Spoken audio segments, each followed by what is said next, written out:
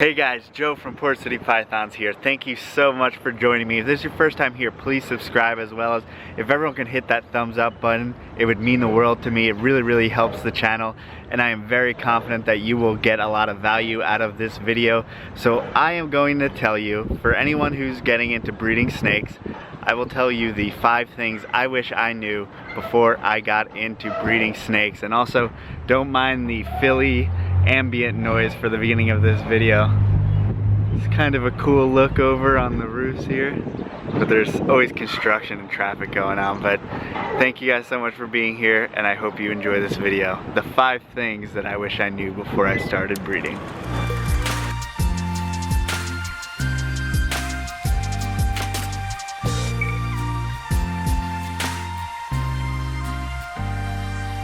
Rule number 1, we will be joined by our female olive python. And rule number 1 is females first.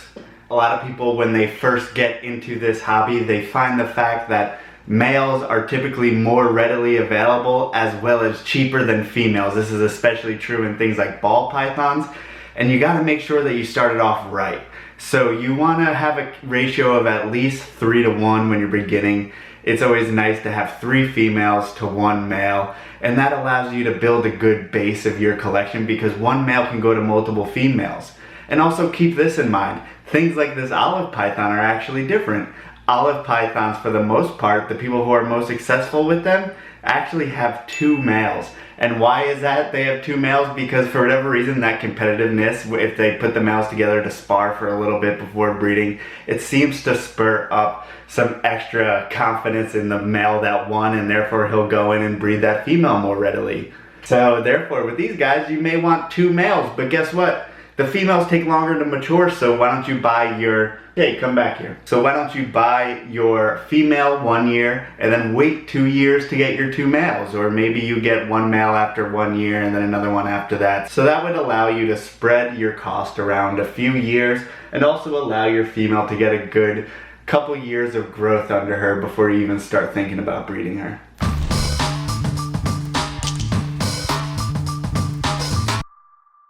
So the second thing I wish I knew before I started breeding reptiles is the fact that it is actually putting your animals in danger. This here is an animal, this is actually the first female corn snake that I ever bred.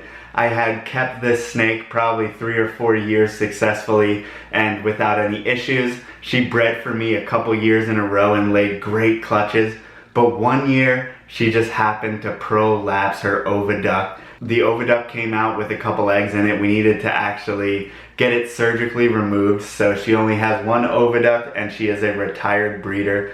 But that is the risk you run when you start breeding animals. So even with some touchier species, when you introduce the male to the female, they'll get stressed out and they'll get sick, stuff like that. This isn't 100% figured out, and we can't exactly control nature as much as we want to try to. And the unfortunate truth is, whenever you are breeding animals, you are actually opening them up to more issues.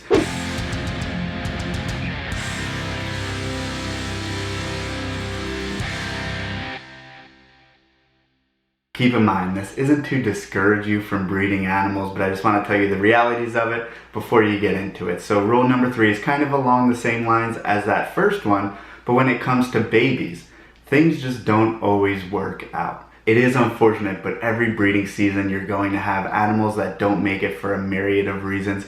You're going to have animals that are deformed with kinks, different things like that, or just never get feeding for no apparent reason. And it's just something that happens, and it's part of it. And quite frankly, I love snake breeding for all of the aspects of it. And unfortunately, since all the positives, you know, the people, the animals themselves have improved our lives so much.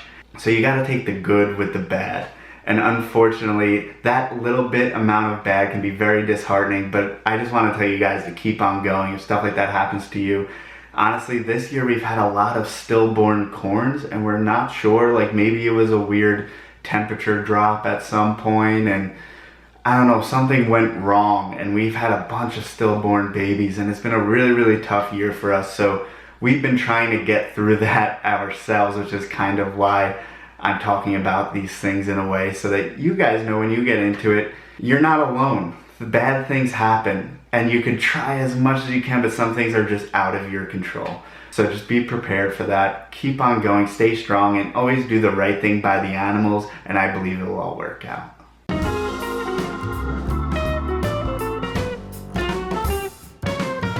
We are joined here by our little male Hetfer snow hognose snake. Isn't it crazy how small a breeding male can be?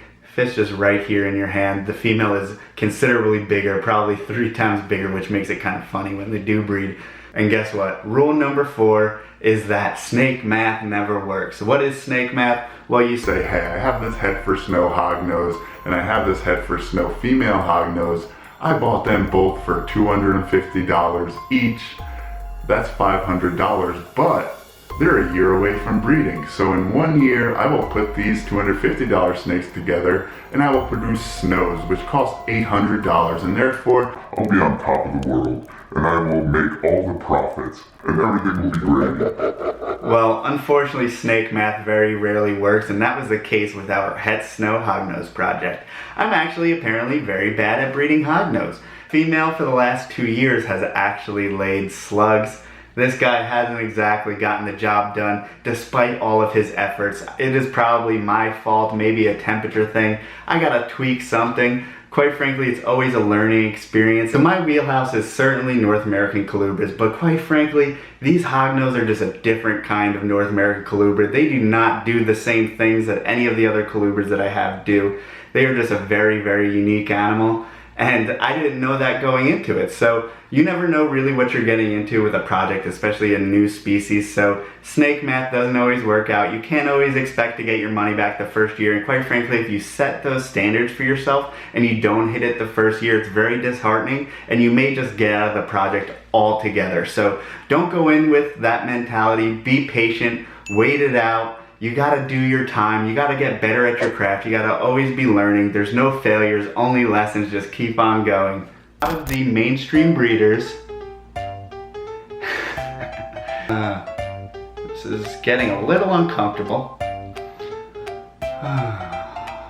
Oh man, give him a little pat on the tail there, maybe we can get him going.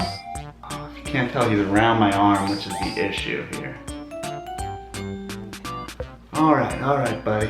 We're gonna do this. So the 5th and final thing I wish I knew before getting into breeding reptiles was just how difficult it was to make a full-time living at this. And also the fact that sometimes as a business you need to bend to market demand. So what does that mean? Even if I love jumbo diamond carpet pythons, there's only a limited market for these. You know, once you produce, say, 30 of them, they're gonna go down in value and people may not want as many. So that is something to keep in mind.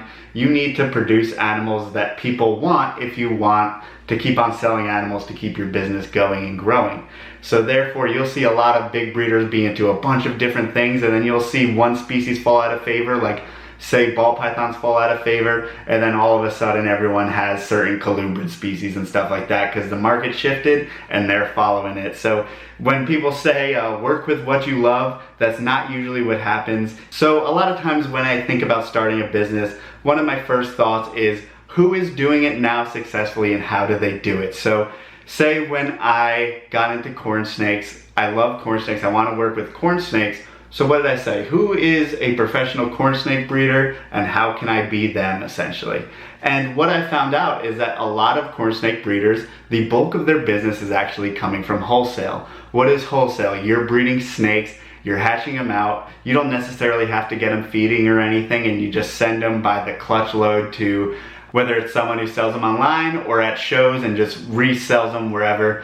That is something that can keep your business going. It is a reliable source of income, and therefore a lot of people depend on wholesale deals to get their animals out. And I thought to myself, is that business right for me? So do I want to produce 10,000 corn snakes and have to ship them out the next day?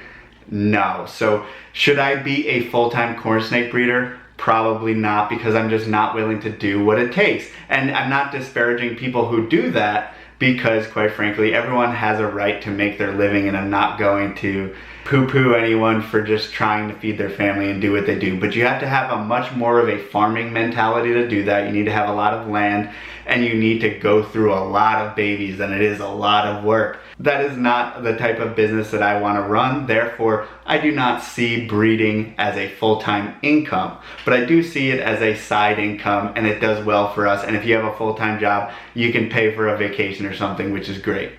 But when it comes to things like this jungle carpet python, I think, hey, I like Morelia, I like carpet pythons.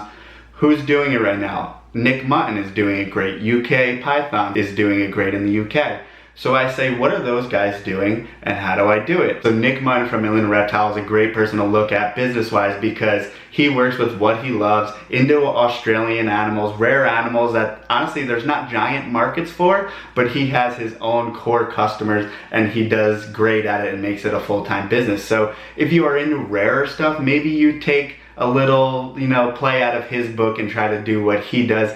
That would be a great start. Or if you're a rodent breeder, you want to look at some of the big rodent guys, stuff like that. You want to pretty much base your business off of what's working at the moment and then tweak it to yourself. So that is something to where I am looking now more at people who do supplies, people who do different type of enclosures and stuff like that. And those are the people that I'm looking up to because I don't have to rely on selling animals and I don't have to wholesale animals and do anything like this. I can maintain this small collection that I have right now. It may not be small to most, but we are producing, just over 100 babies a year, and that's about enough for me and Melissa to handle. That's a lot to individually picture and put on the website, and since we don't wholesale anything, it makes it a little bit more difficult and time intensive. So we are always looking to make money elsewhere and not on the animals, but we want to keep on providing amazing animals.